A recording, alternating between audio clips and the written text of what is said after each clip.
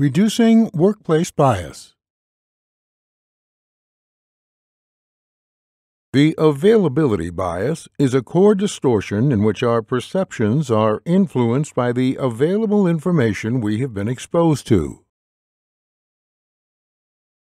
So, for example, immediately after news of a plane disaster, people will question their willingness to ever fly again, at least while the disaster is still in the news.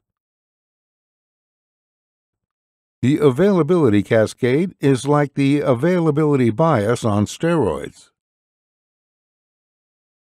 It is described as a self-reinforcing process in a collective belief that gains more plausibility as a result of it being regularly repeated in the cultural discourse. This is sometimes known as repeat something long enough and it will become true. While that definitely applies in the main culture, it can also apply in organizational cultures too. For example, do you employ the same type of person? Is your organization made up of people with effectively the same cultural beliefs and mindsets? Do they share many beliefs about working, success, management, engagement, productivity, and so on? How diverse mentally is your organization? Do the mantras, phrases, and expressions that are dominant in your organization reflect a fundamental truth, or do they just sound good? Are they well supported by scientific and factual evidence, or do they simply make good copy? Do they even make sense in today's culture, or are they traditional ideas passed down through generations that have outlived their usefulness? For example, senior management might rightly put a lot of emphasis on communication, and specifically on the finding that 93% of all communication is nonverbal. This might influence their practices and become enshrined in a mantra, such as 93 is what matters to me. This mantra will be repeated endlessly and become a critical part of thinking about communication within the organization. It will be enshrined in training at all levels of the organization. It will, appropriately enough, be the unspoken rule of interaction when dealing with each other and with customers. The idea will prevail from the boardroom to the shop floor. The problem is that the study, which suggested that 93% of all communication is nonverbal, has been seriously misunderstood. The study, conducted by Albert Mehrabian, involved the experimenter standing up and saying a few emotionally laden words. Subjects, all women, had to interpret his meaning, and, not surprisingly, 93% of the cues came from the nonverbal aspects of the communication. So if you say just a few words, your nonverbal behavior will communicate the message. The more you say, the more the actual verbal message becomes important. Mehrabian's study is a good example of the availability cascade because it has grabbed a lot of attention and the results repeated endlessly, generally without context. This often happens in the culture, but you need to ensure it doesn't impact your organizational environment. It can happen a lot with wellness fads and psychological theories, with the availability cascade elevating a totally unproven idea into the latest pseudoscientific fad. See, for example, weight loss, skincare, astrology, etc., etc. It's important that your core concepts and key practices are informed by science and not pseudoscience and the latest fads. So if you're going to elevate an idea by repeatedly using it throughout your organization, make sure that it has some credibility and is based on a good scientific footing and isn't merely a reworked infomercial script. Do you know what the commonly held beliefs in your organization actually are?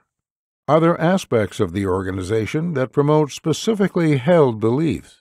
Are there vehicles in the organization like newsletters, blogs, emails, Group communications that foster the adoption of certain beliefs and ideas?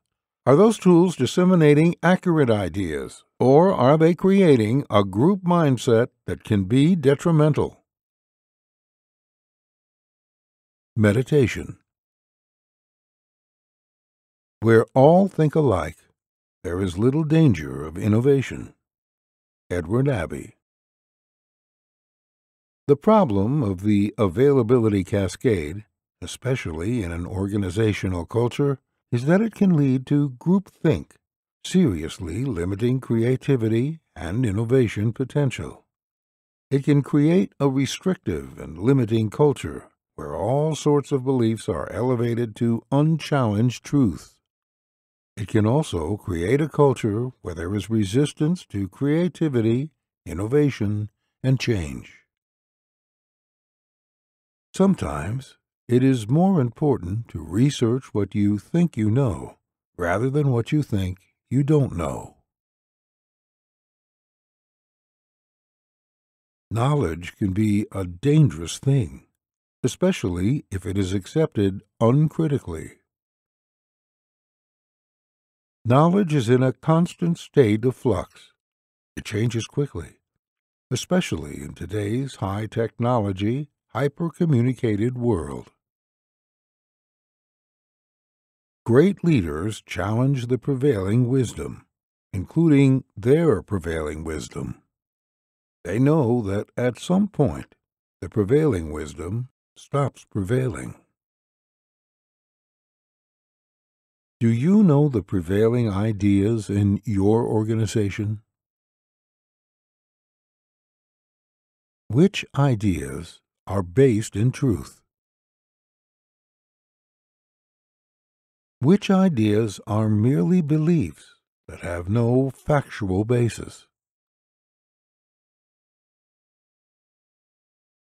Which of those commonly held beliefs come from a misunderstanding of science or established facts?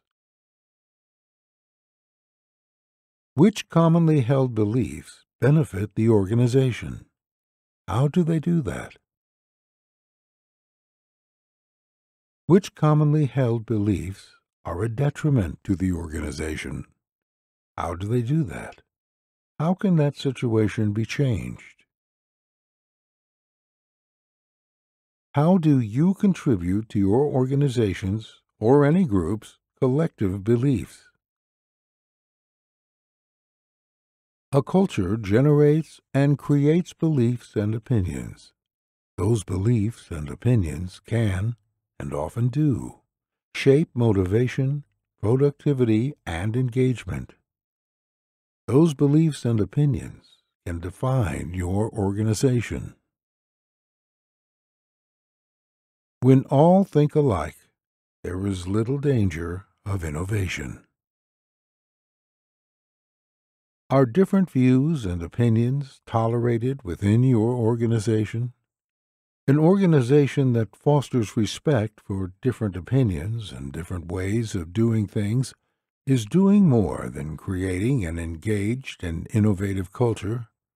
It is helping people step out of their own egos. It is helping people realize the limitation of their thinking. It is making people more open to the ideas of others and other ideas. It is making people more tolerant as well as respectful. When all think alike, there is little danger of innovation.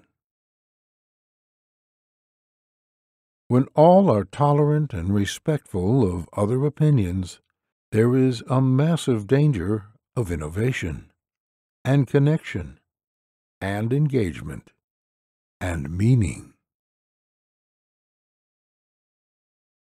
The availability cascade can threaten your organization or culture. When all think alike, there is little danger of innovation. When all are tolerant and respectful of other opinions, there is a massive danger of innovation and connection and engagement and meaning. Reducing workplace bias.